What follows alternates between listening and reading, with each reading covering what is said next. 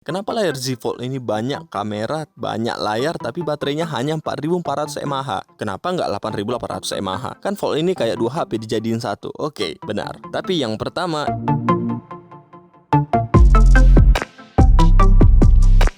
jadi sebenarnya aku nggak suka bahas seri Fold karena awal-awal kedatangannya menimbulkan banyak masalah. Tapi sekarang Fold sudah makin keren dan makin sempurna, jadi cocok kita bahas. Di video ini aku nggak akan bahas spek detail karena sudah banyak reviewer yang membahas ini secara sangat lengkap. Jadi di sini kita akan sharing pengalaman memakai HP ini dan pantaskah HP ini dihargai segini dan pantaskah menjadi daily driver kalian.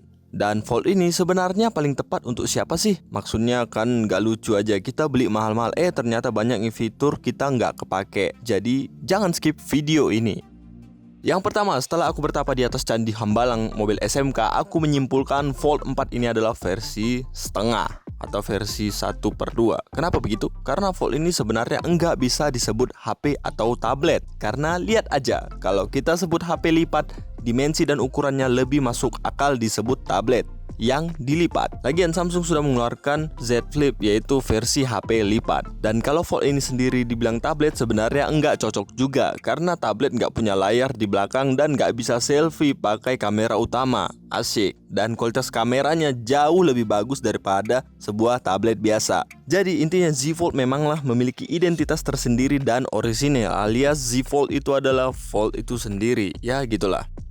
Nah, mari kita bahas yang paling banyak di komen orang, build quality dan desain tampilan. Mungkin beberapa dari kalian pengguna Fold 3 dan penggemar Samsung menyayangkan kenapa ukuran layar Fold 4 menjadi sedikit lebih sempit atau narrow. Dan hal ini menjadi sasaran empuk fandom Xiaomi dan Huawei untuk menghujat Z Fold 4 karena Fold mereka ukurannya benar-benar 2 kali layar HP normal. Dan karena memang jika dibandingkan dengan Xiaomi Mix Fold 2, Xiaomi Mix Fold 2, Huawei Mate X-S2, Z Fold 4 akan terkesan pelit layar.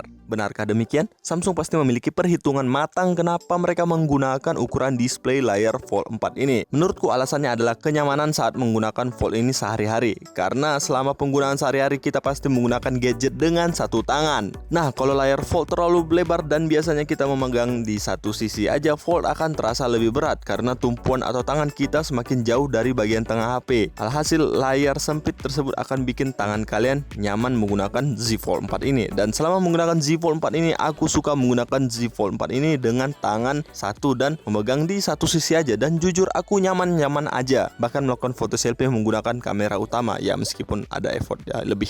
Kemudian crease dan gap space atau celah antar layar Fold juga menjadi sorotan fandom Xiaomi dan Huawei. Kenapa? Karena memang jika dibandingkan kedua brand tersebut, Fold 4 memiliki crease dan gap space yang lebih jelas. Namun sekali lagi Samsung pasti punya perhitungan. Samsung telah melakukan uji lab melakukan buka tutup Fold 4 sebanyak 200.000 kali. Artinya Fold 4 jelas memiliki daya tahan engsel yang teruji dan kualitas layar juga yang teruji. Dan kenapa Samsung tetap mempertahankan gap space di Fold 4 itu? Karena dengan adanya gap space, debu tidak akan bisa menempel dan tinggal di layar. Dan dengan adanya gap, layar Fold akan lebih durable. Dan untuk kualitas layar Z Fold 4, seri Fold 4 adalah seri Fold dengan kualitas layar terbaik di dunia. Jadi menurutku wajar Samsung mengorbankan sedikit estetika demi fungsi dan ketahanan yang lebih baik. Dan memang saat kalian melihat gambar dan video Fold di internet, kalian pasti akan berpikir kamera under display, sensor, dan tengah layar atau keris Fold ini akan terlihat mengganggu, dan begitu juga aku. Tapi ternyata selama saya menggunakannya langsung tidak terasa terganggu atau merasa adanya kehadiran hal tersebut. Kekhawatiran kalian terhadap ringkihnya kualitas bodi terutama seri Fold ini meski sudah pakai Gorilla Glass, Victus Plus, dan IP68 itu wajar-wajar aja. Tapi harus kalian tahu, di seri Fold 4 ini kalian akan melihat ketangguhan build quality yang bisa dipertanggungjawabkan selama pemakaian. Fold ini pernah jatuh di ketinggian sekitar 1 meter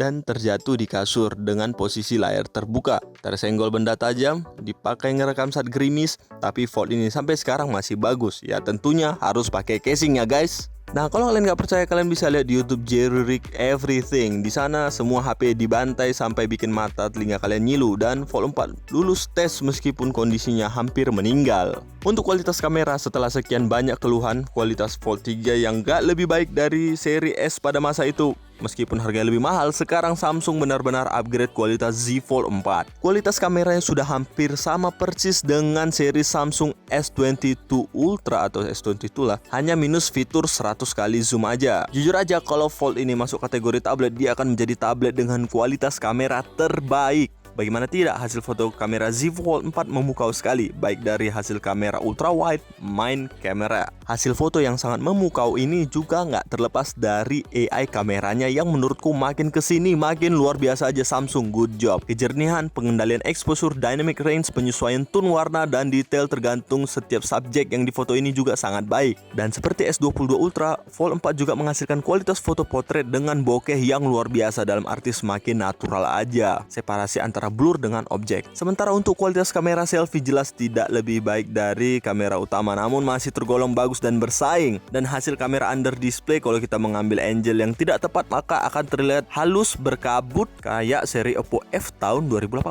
Wow. Tapi sekali lagi, hasil kamera selfie Samsung terbantu karena AI kamera yang sangat baik. Untuk kualitas perekaman video sendiri, kalian bisa lihat stabilisasinya sangat baik. Cuman menurutku kualitas video Fold 4 ini nggak sebaik S22 Ultra ya. Meskipun hasil perekaman video Fold 4 terlihat lebih vivid atau warnanya lebih ngejreng.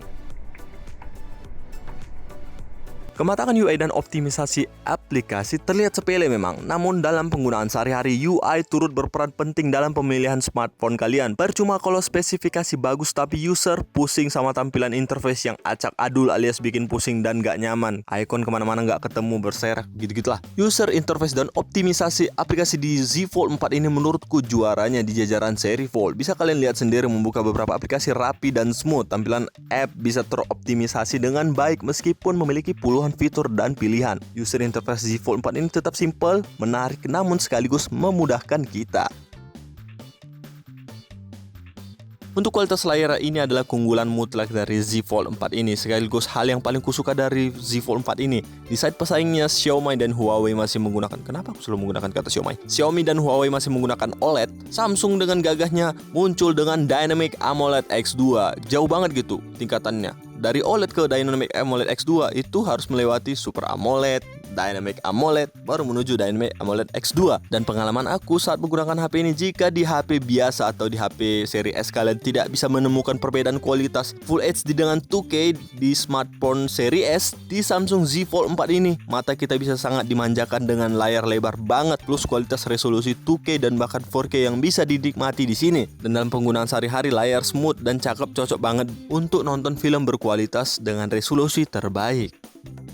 Untuk prosesor, ini juga menjadi peningkatan yang keren. Berkat prosesor baru, suhu lebih adem, ngegame lebih jelas, lancar ya. Namun jujur aja, daripada ngegame, HP ini lebih cocok dipakai untuk kerja. Dan meskipun prosesor HP ini ngebut, aku sarankan gak terlalu paksa Fold 4 ini, karena pengalamanku durasi baterai HP ini kurang begitu mengesankan.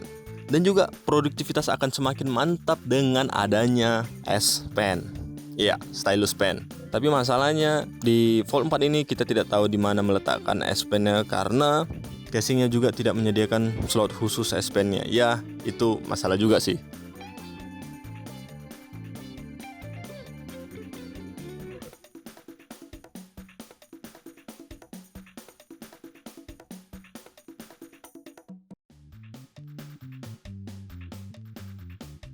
Baterainya, aku nggak banyak bahas tentang kapasitas baterai Z Fold 4 ini. Z Fold 4 ini kuat dipakai seharian untuk penggunaan normal, media sosial, mengakses browser, berfoto, dan lain-lain. Tapi begitu kalian pakai untuk selingan, pakai game, dan juga scroll-scroll outdoor, durasi pakainya bakal nggak bisa sampai 1 hari. Mungkin sebagian otak jenius kalian bertanya, kenapa layar Z Fold ini banyak kamera, banyak layar, tapi baterainya hanya 4400 mAh? Kenapa nggak 8800 mAh? Kan Fold ini kayak 2 HP dijadiin satu. Oke, benar. Tapi yang pertama, itu nggak mungkin. Nggak bisa setiap badan Fold ini dipasangin baterai. Yang kedua, Samsung tetap was-was sama yang namanya daya berlebihan yang menyebabkan letupan kerugian. Atau Fold kalian akan bisa meledak seperti kasus Note 7. Dan oleh karena itu, juga Samsung Z Fold 4 ini hanya diberikan input charger hanya 25 watt. Dikit, iya sih, tapi tergantung orangnya. Kalau kalian tipe orang pelupa dan buru-buru, mungkin kalian akan ngamuk karena Fold 4 ini lama banget ngecas. Tapi jujur aja, sampai sekarang aku nggak pernah keganggu dengan kapasitas charger 25 watt. Ini masih cepat-cepat aja menurutku.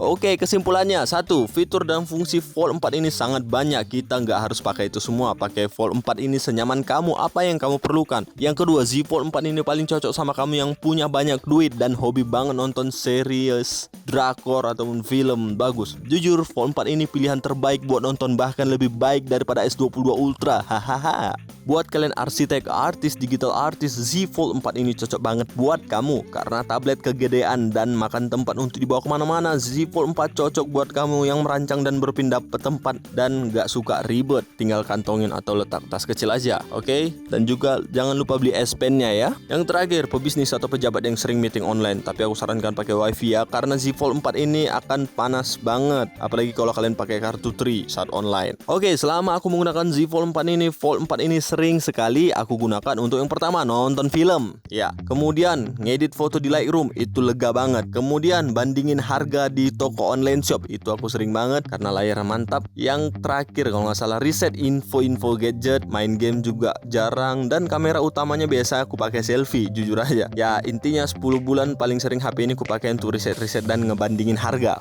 Jadi Z Fold ini kurang cocok buat siapa? Menurutku Z Fold 4 ini kurang cocok buat vlogger. Karena pastinya yang pertama, kalian akan rajin banget ngecas karena kalian akan nge-record dan foto sesuatu di mana-mana. Dan lagian Z Fold 4 ini lumayan berat dan gemuk di tangan. Buat aku yang berjari yang lumayan panjang aja, aku udah ngerasa kayak gak nyaman aja gitu nge-record gitu. Belum lagi kalian akan cenderung selfie menggunakan kamera utama karena kecenderungan kita selalu pengen hasil yang terbaik. Kemudian Z Fold 4 ini gak cocok buat gaming intens, apalagi untuk e-sport ya, jelas. Kemudian Z Fold 4 ini nggak cocok pakai live jualan atau sejenisnya, apalagi nggak pakai wifi. Tapi kalau kalian nggak apa-apa sih nge-live sambil ngecas, itu terserah kalian. Kalau duit-duit kalian kok, ya kan? Kayak Baim Wong kemarin itu, dia pakai seri Z Fold ya kalau nggak salah live.